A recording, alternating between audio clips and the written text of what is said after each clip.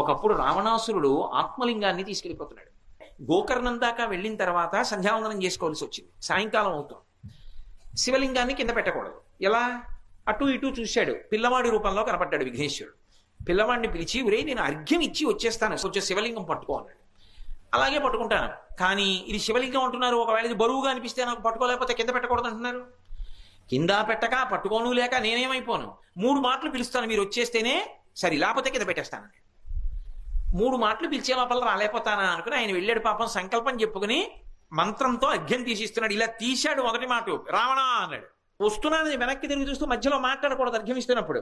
అందుకని వెనక్కి తిరిగి చూస్తూ వస్తున్నానని సంజ్ఞ చేస్తూ అర్ఘ్యం ఇచ్చే లోపల రావణ రావణ రావణ అని భూమిని పెట్టేశాడు. ఆ ఆత్మలింగం గోకర్ణంలో ఉండిపోయింది. పిల్లవాడి రూపంలోనే పరమశివుని యొక్క ఆత్మలింగం భారతదేశం దాటకుండా గోకర్ణంలోనే ఉంచినటువంటి మహానుభావుడు విఘ్నేశ్వరుడు.